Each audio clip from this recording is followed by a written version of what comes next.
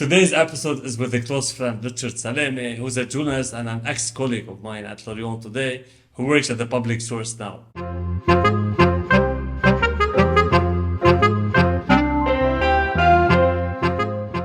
This podcast is made possible by the generosity of listeners and viewers like you. Kindly consider a contribution through Patreon or PayPal. Links are in the details box. Any amount is appreciated. And follow us on social media. We're on Facebook, Instagram, and Twitter. The handle, The Beirut Banyan. Rate and review us on Apple Podcasts. And to stay updated with video releases, subscribe to our YouTube channel. Thanks for listening, and thanks for watching. I'm Rani Shatar, and this is The Beirut Banyan.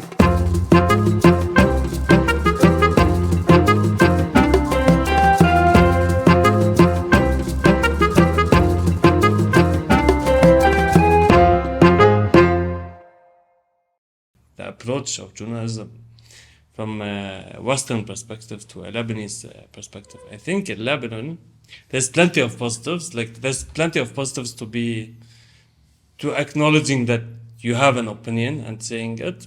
I think Western media is less opinionated. But also I talk about how Lebanon, we lack fact-checking mechanisms in most of the newspapers. Most of them are politicized. Other newspapers are commercial ones, and they are controlled, like everywhere, controlled by corporations and stuff. But I think what we lack here is fact-checking. I think we lack this aspect. And I work in news, so it's my observation. You don't have to adopt that. But I've not worked in a Western news outlet. You have done that. So did you notice any difference between Lebanese journalism and working in the US? Well, I can answer this best with the area that I've mostly covered for the last 7 years, both in the US and here, which is bureaucrats and bureaucracy. Yeah. Bureaucratic business is conducted in writing. It's one of its features, is that everything is kind of reports and documents, and you have all these clerks who are filing and collecting and archiving all of these things. And in the US, a lot of this stuff is either proactively made available, or it's can be found through open records requests that are more likely to succeed than, not always. I did have to sue the U.S. Department of Justice, and I spent 2 years in court with them, and failed to get documents. Yeah. But in Lebanon, as you can see from the Hezbollah initiative reports, the public records law is often not respected, and especially courts, right? Because courts are by default public in the U.S. There's an electronic filing system for the federal courts. You can kind of pull all these files there, and if there's a kind of an issue, a breakdown in something, you might get some official testifying, and you'll get 200 pages of transcript from hours upon hours, right? Explaining in detail kind of what happened. And here, if you want to know certain basic things what is the current valuation of $1 for income taxes in the Ministry of Finance, that is going to be written down. But you ought to have someone in the ministry who can send you a JPEG file via WhatsApp, which is a picture of the piece of paper. Sure. It's primitive, you're saying. I wouldn't use that word. Yeah. I'm not saying it's primitive. I'm just saying that here it's a lot about relationships. Oh, that's what you mean. Yeah. So it's a lot about relationships, and so you kind of have to, and this information is sometimes available. And there's also, it's weird because there's a culture of opacity and secrecy and lack of transparency, but sometimes some people just don't really abide by it. I remember talking to someone who was in the Ministry of Economy, who was just kind of telling me, he was reading off numbers that were in front of him. And I guess he was on speakerphone, because then at one point I heard footsteps come across the room, and someone else said, this is private information, and hung up the call. Yeah. Even though it's not, right? It shouldn't be. Yeah. All this stuff should be public. Yeah. But that guy didn't really care about talking. So there are exceptions to like a culture of secrecy, and there are people who will tell you kind of what's going on everywhere. But I think in Lebanon you kind of maybe rely more on these relationships, and less on just like you have to talk to people to get these things. Yeah. Unlike the US, where it should be accessible. You go onto Pacer, which is like public access courts, electronic records or whatever. You go on Pacer, you just download the PDF. Sure. And like the anonymous sourcing thing, like a lot of people, like including spokespeople, would like tell you they want to be anonymous, which Yeah, I mean, and that's ridiculous. It leaves room for them to make up stuff and And without being held accountable for what they said. Yeah, absolutely. And I mean, but this is, I wouldn't say this is a cultural thing, like, because I think some of the worst offenders are the U.S. Embassy in Lebanon. So, I mean, they get trained in some hotel lobby in Washington to come here and say off the record, no comment, which is nonsense, because it's, an off-the-record comment has to be a comment, and a no comment is a no comment. So I don't know how you can combine. أنا ما قلت شيء هو عم بيقول هو ماركيني protected أنا ما حكيت شيء. Yeah, I see what you mean. So you're saying this networking is a major factor, and like the anonymous sourcing leaves. This is a big difference between journalism here and the US. Yeah, I mean, I think that anonymous sourcing is more prevalent here. Yeah. One of the things you wrote about is the IMF deal and why it's not moving forward. So if you can please explain, like this is how long ago? When I wrote that article? Yeah. I wrote that article, I think last April or last May. Okay, and roughly the status quo is still the same, right? Right. So Lebanon requested IMF assistance in May 2020, and kind of immediately ran into deadlock because of the bank lobby coming out against it, as well as Riyad Salame's BDL coming out against the IMF endorsed estimate of losses, which you kind of need to know what losses you're distributing, and they didn't resume until January 2022.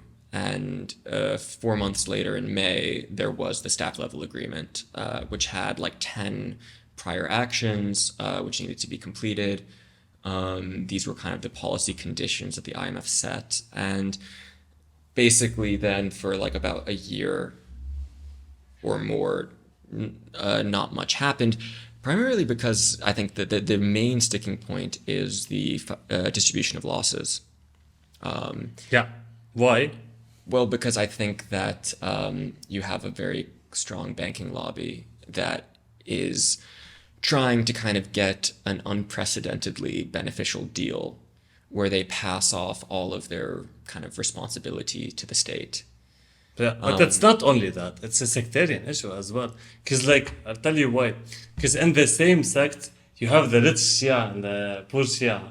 So if they are distributing the losses, they cannot distribute it in a sectarian way, which is against the structure, no? This is also a factor. Wouldn't you say that this is a factor? I would say so. I think the sectarian narrative is one of several that is used to confuse the discussion. Yeah. So you think it's mostly the banking lobby that's preventing this? I'm saying there's a banking lobby, just to be clear. Yeah. I'm saying there's a banking lobby, definitely, against this, very strong lobby. But I also think with the political parties, because the distributing of losses part, particularly this part, again, because in the same sect there's the poor and the rich, so it goes, they have to make decisions against their own people. Yeah, I don't really see it as sectarian. Yeah. I think that there is, the SLA, at the same time in May 2022, the government had a recovery plan that the cabinet passed, which would have protected 92% of deposits in the banking system. Sure. And, so that covers the working class, middle class, and upper middle class depositors, and kind of, the haircuts are going to affect really large depositors. And there's all sorts of, I think, like ideological obfuscations here where they say, well, some of these large accounts belong to pension funds for, let's say, like the unions. Yeah.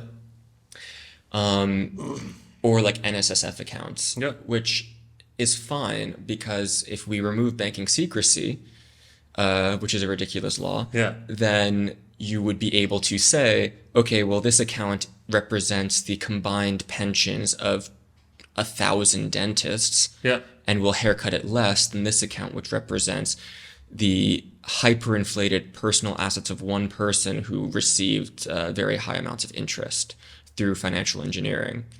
And also the banking secrecy law, like we can sense that a lot of black, what do you call it, money laundering was happening in Lebanon. So they wouldn't want to Yeah. agree with that as well. Yeah, and- Also, if you left banking secrecy, their own money would And the be money that was taken out of the country, Yeah.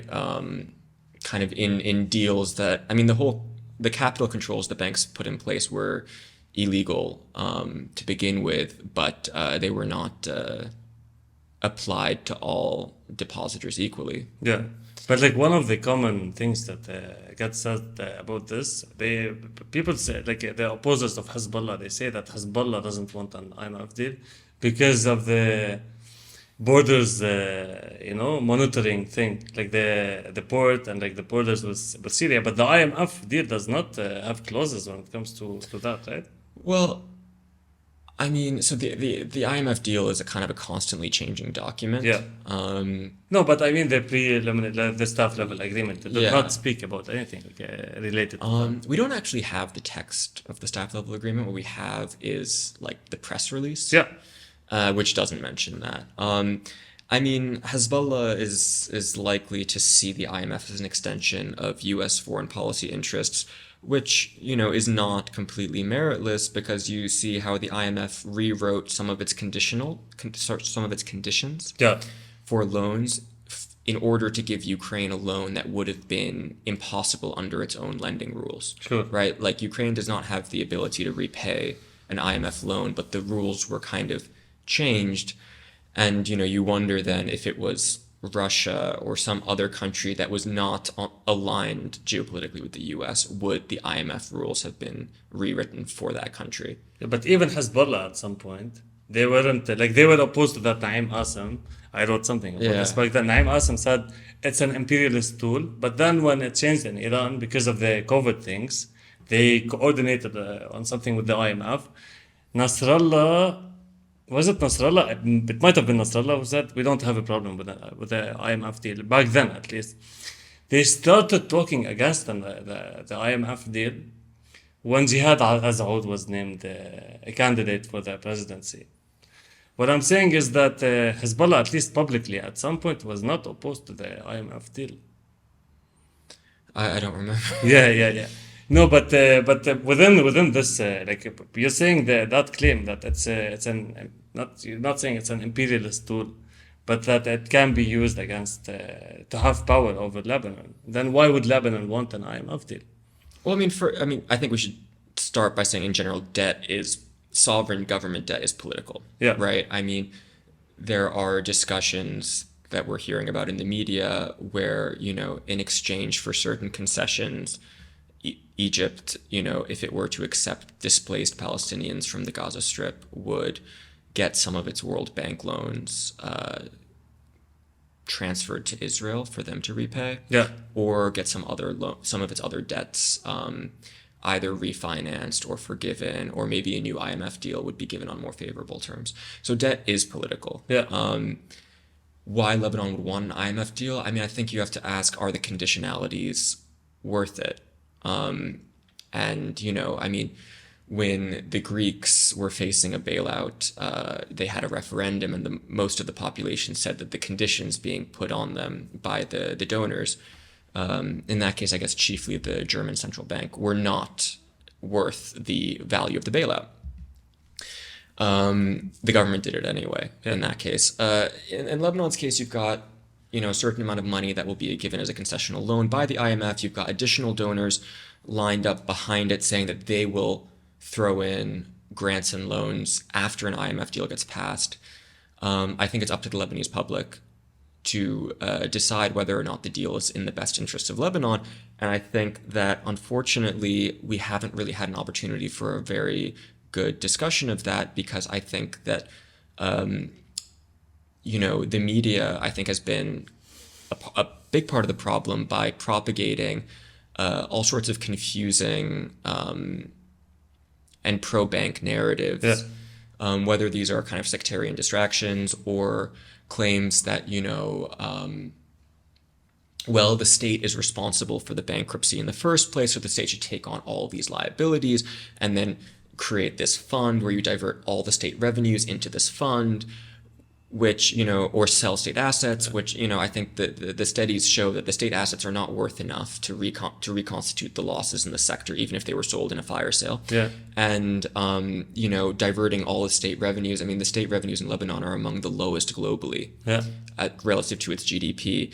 We have, the water establishments are bankrupt and living off of, UNICEF and EU cash injections. We get our fuel from Iraq through this kind of deal in exchange for unclarified goods and services. The soldiers were paid by the U.S. I don't know if they still are being paid by the U.S. The schools, a lot of that money is coming also from the UN.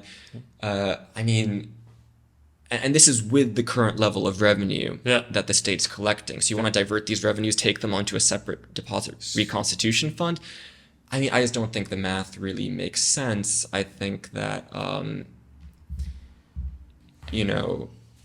I think that this idea of the sanctity of deposits, all depositors are in the same boat. Well, no, not all depositors are in the same boat. Yeah. The plan has always been to give a full value to every depositor below. Initially, it was $500,000. Yeah. So no, you have a minority of large depositors that are in one situation and a majority of small depositors in another situation. And I think if you listen to Saad al-Waqt, you'll hear that all the depositors believe in this or that. But I think this is like a bizarre thing because the depositors are not all the same. Yeah, I think it's kind of clear also that across the whole political spectrum, people are opposed to the reforms that are demanded by the IMF. Because the banking lobby, as you said, is like very strong and exists in almost every single one of them. Yeah. Let's move from this topic. Let's talk about your passion, the public sector. Sure. You touched on it a bit when you were talking about foreign support and foreign aid for Lebanon. But let's talk about this. Why is the public sector, was it a passion of yours even in the US? And then it became like it moved with you to Lebanon? Yeah, some of my first stories were about this. I was before I kind of got into journalism, I was translating at the polling place for voters who spoke Arabic and not English. Yeah. And I was expelled from the polling place because the poll worker thought that I was electioneering, meaning I was advocating for candidates inside. And that got me really interested because that's illegal under the Voting Rights Act. And, it got me thinking about these people who are oftentimes, right, like they're not full-time, right? They come in, there's maybe a school teacher, they come in and they do this every once in a while. And they're kind of given these complex mandates, right? You have to prevent someone from electioneering in the polling place. At the same time, by law, they're not allowed to interfere with the right of a voter to take anyone they want, as long as it's not a representative of their employer or their labor union. Anyone else can come and help them cast the ballot, whether it's because they have a visual impairment or are unable to read it. And I think that, in this case, it was clear to me, because this actually happens a lot around the country, that the kind of mandate around preventing pressure and influence on people inside the room. Even in the US. Yeah, well, the mandate to be on the lookout for that was being prioritized over the mandate of accessibility to let people, mostly immigrants who have gotten U.S. citizenship, bring someone that they want to bring with them. And so it's kind of got me down this rabbit hole of, the kind of how does a law get translated into like a training manual, get understood by a person who's coming in, and then this is the person you're face to face with. And I kind of started to feel like actually a lot of politics, like a lot of things that are very political happen in these very kind of boring, non-political places. Yeah. Right? We're not in the election. We're not in the street protest. We're kind of in the world of a 3-hour workshop teaching someone how to match a signature on an affidavit with a signature on a ballot. But these are deeply political, and they affect millions of people's lives. So I kind of always was interested in that. Yeah. And I think that, I carried that interest over into Lebanon. Is it partially because people can confuse corruption with a misunderstanding of a law, for example? Well, I mean, I will say if your rights are violated, then it doesn't matter why, really. Like, I mean, like, I think that you should take redress and, claim your rights, even if, it was, what this guy did in this. But it's important to understand why it happened, no? Yeah.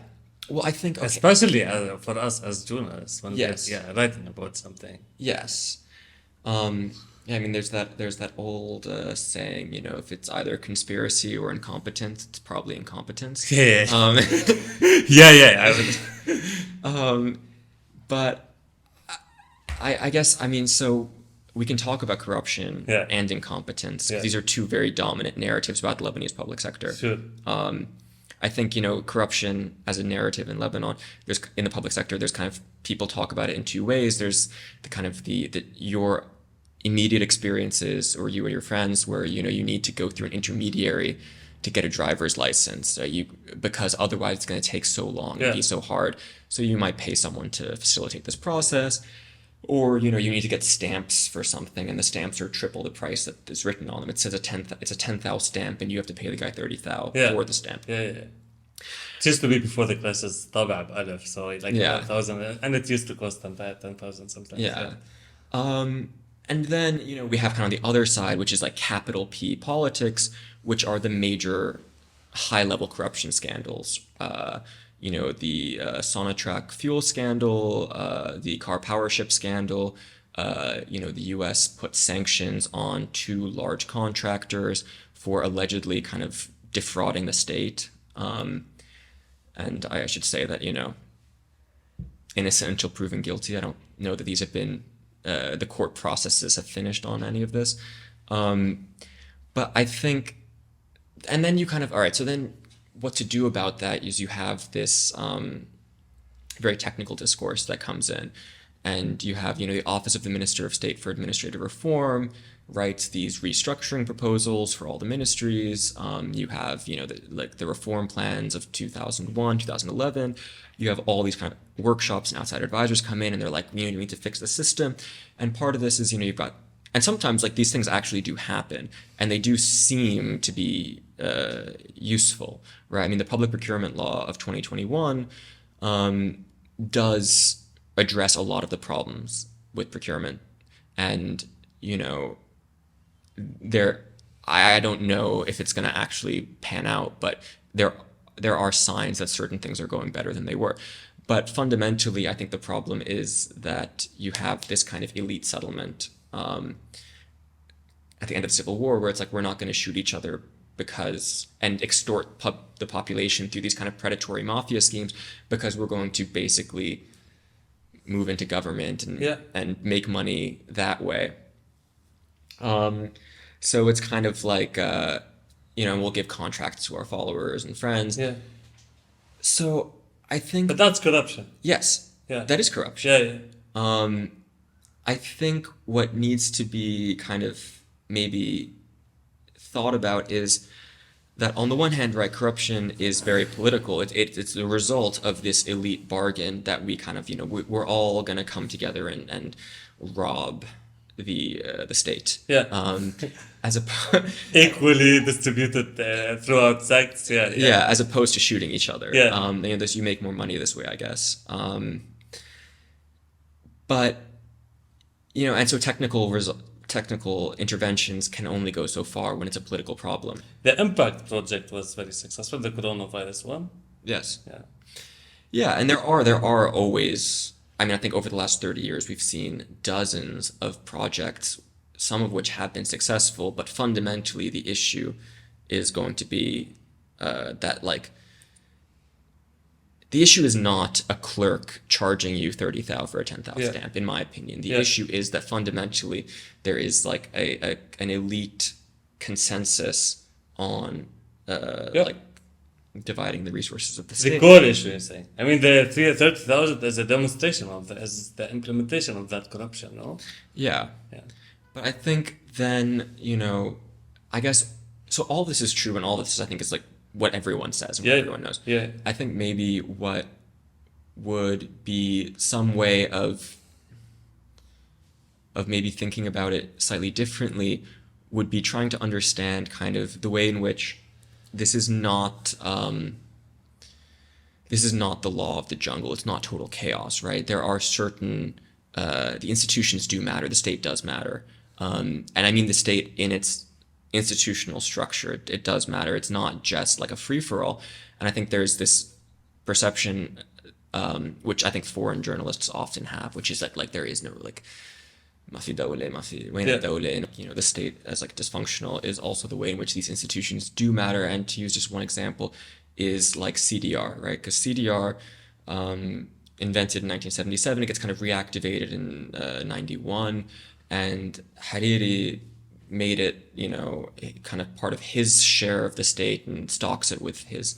CVR is different than Solidar. CDR is the Council for Development and Reconstruction. Oh, I see. And he kind of stocks it with his followers. But he has to share. I mean, in 1997, Berry's brother gets the deputy chair of the board there. And this organization, it's a parallel organization, sidelines the municipalities, other planning and procurement bodies, becomes kind of the procurement and planning body in the state. And it's been criticized heavily for corruption. Yeah. But there was this 2022 study that was pretty interesting from a couple of people at the Policy Initiative, where they found that in this time period they looked at the contracts were not systematically overspent. It was a minority of contracts involving like an inner circle of politically connected companies who had direct connections to the CDR board, Okay. who were able to get overspent contracts. And this was through hiring politically connected design consultants. And as a result of this process, they were able to get about 34% more than the value of the contract, right? Like they overspend the contract by 34%. That's kind of the amount of money that got stolen. Yeah.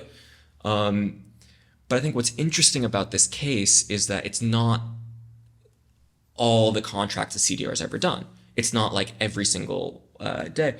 And I think what it shows is that corruption is not this kind of amorphous, constant, like it's everyone, it's everything, it's everywhere. It actually has patterns that we can identify and contours that we can look at and place them. To not that kind of at some point.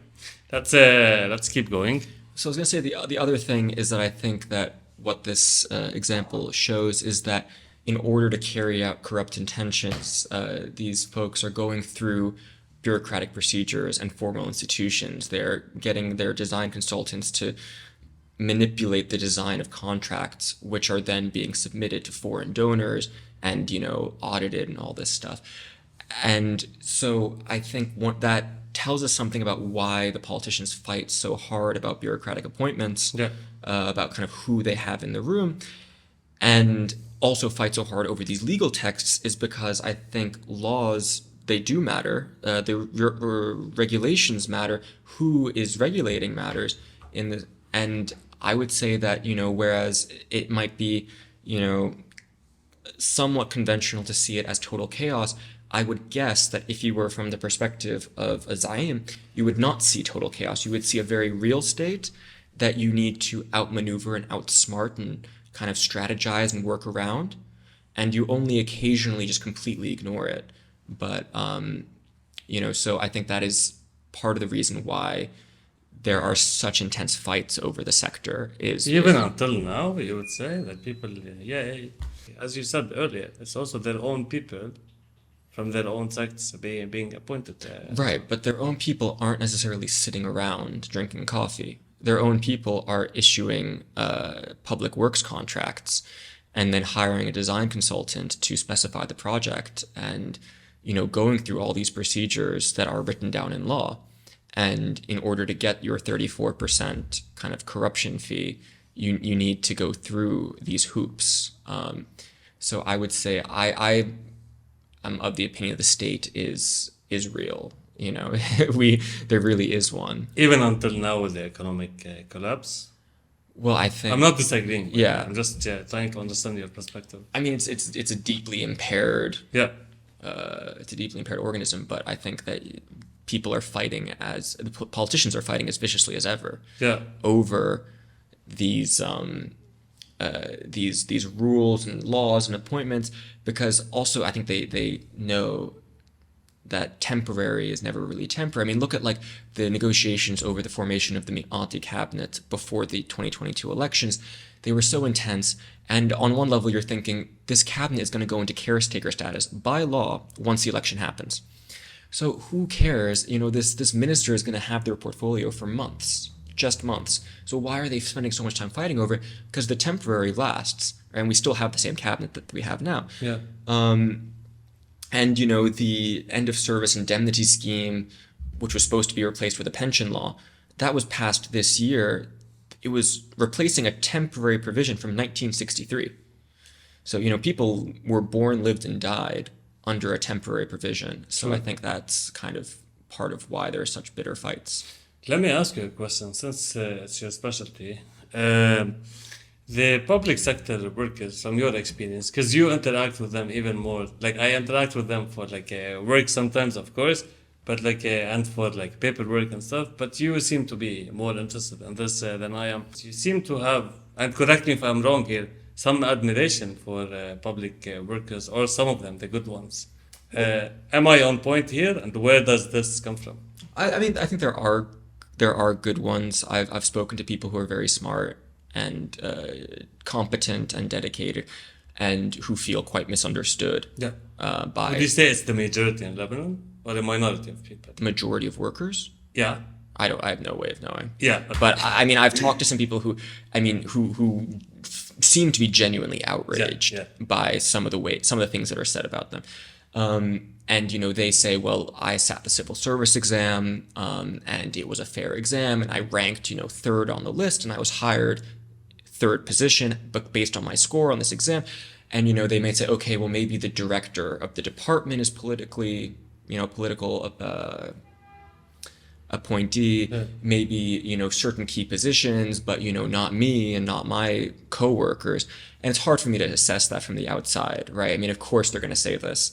But when I talk to some outside observers, kind of people who work on, who work with or on some of these organizations, they oftentimes will be able to point to specific people and say, this person, even though they are, a Hariri guy, they're a Hariri person, they're a Berri person, whatever, they actually are, smart and they're good at their job, which I think also, we have to think about the agency of these people, because they're not just kind of they're not just pawns being moved around by the Zaims, right? A lot of them, they seek out these jobs because before the crisis, this is a good job, right? You have a lot of people who are public school educated, public university educated, from working in middle class backgrounds, who are going to get stability and good benefits and a decent pay. Sometimes that's the only way to get employed in Lebanon, to be affiliated with the party. So if you want, so they play the game. Yeah, exactly. And some of my cousins, for example, are high school teachers in the public sector. Yeah, they never spoke to anyone to be hired. It's because Fuad Shahab placed some structure about. Sometimes when you're skilled, you get hired at the job. Yeah. And so I think you have to ask, okay, well, if someone is qualified and intelligent and actually good at their job, they may have had to make some phone calls to get there. Does that mean that they're automatically incompetent or automatically not going to work? It's unclear. I mean, for sure that does happen, but I don't know that we can make a blanket statement about, about like over 100,000 people. And I think we have to look at the ways in which, not only do the Zu'ama instrumentalize everyday people, but the way in which everyday people try, living under this system, navigate it because it's the only way that they can function. And I think, there's a lot that's fair about, discussions of this sector. Some of it, I think, maybe, I think the media might, in some cases, play into kind of classist or sexist stereotypes. It is, the private sector is rife with nepotism and connections in Lebanon and favoritism. So it's not like the private sector is this beacon of meritocracy. And a lot of these public sector people don't have the connections that they need to get employed at, like, their dad's bank. Sure. And they're more likely to be women than compared to the private sector. I mean, I can speak. I don't know if this counts from your answers, but like speaking about the functionality of the state, until this day, there are people graduating from the Lebanese university. It's a public university. When sometimes in the US, people don't have that privilege because universities cost a lot of money. Yeah. And I'm a graduate of the Lebanese university myself, and I acknowledge that this is a blessing that I had. Yeah, I mean, I don't actually know what it's like to be an LU student because I didn't go to Lebanese University. I think that, in general, we should just, David Graeber, who's like this kind of anthropologist who I enjoy reading his works. He's written about bullshit jobs where you don't do anything, where you Yeah. just sit around. Is journalism one of them? No, I mean, but like, what I was going to say is that, he said that actually there's a lot of burnout and a lot of people quit jobs where they do nothing because there's something kind of demoralizing about it.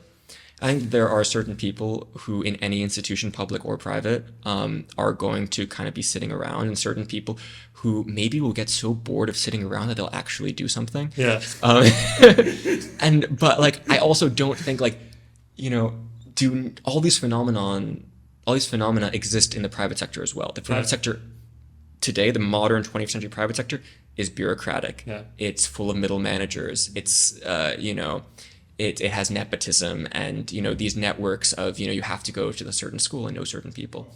Speaking of these demands, some of the sectors in the public sector are on strike, right? Yes. Can you please explain to us why now? Like, they seem to be always on strike, but like... Yeah, I mean, since 2021, there've been recurrent strikes. We might consider it kind of one big strike with different phases, but it's been going on since 2021, and it basically results from the devaluation of the lira salary. The lira has lost 98% of its value, which means these salaries are now highly inadequate for anyone to live on. True. And so people, you had absenteeism. People refuse to go to work. They say it doesn't cover the cost of gas.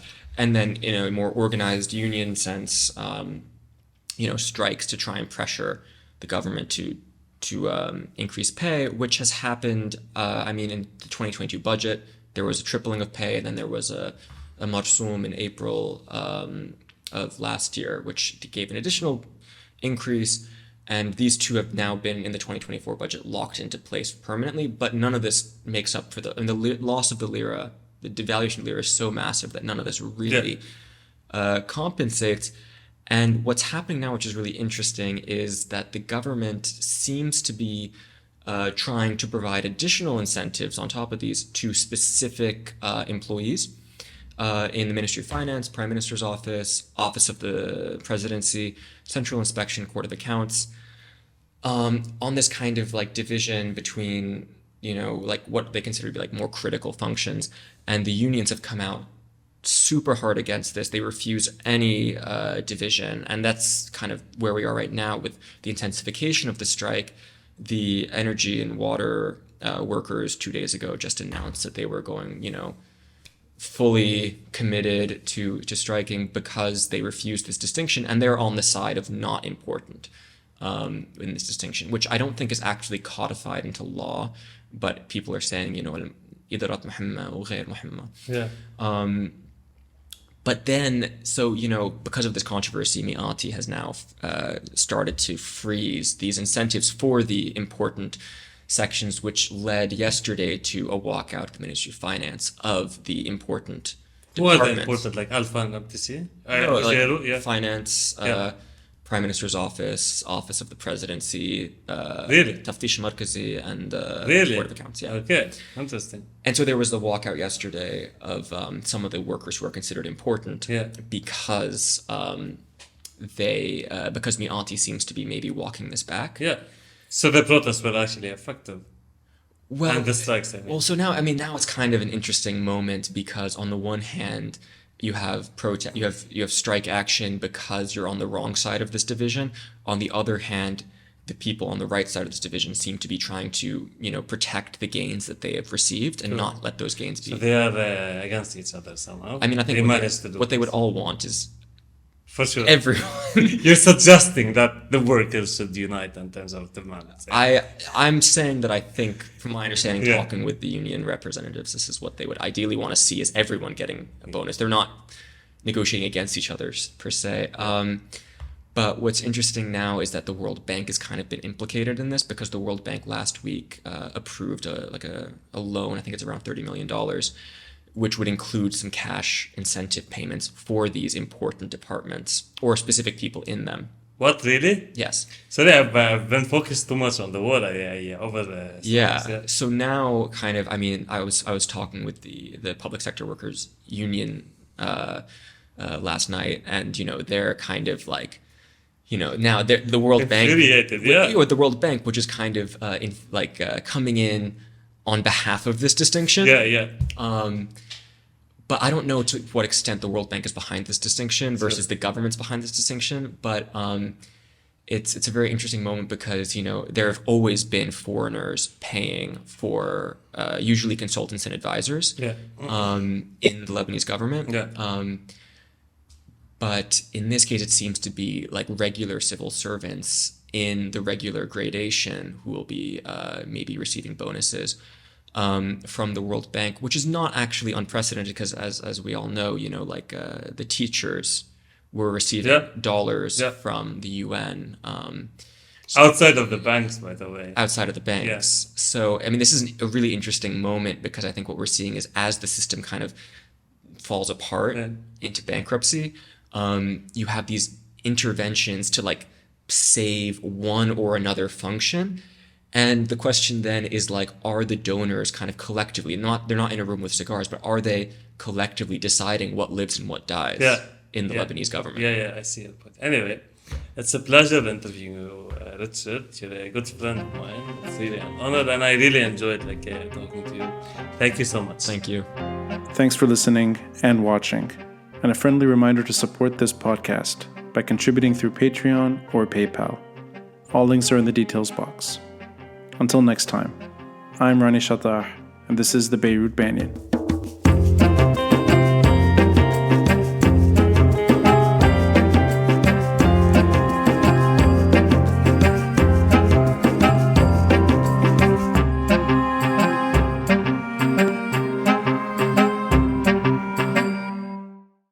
Thanks for listening and watching my episodes in the Beirut Banyan. Don't forget to like, subscribe, and leave a comment, and let's get this YouTube channel going.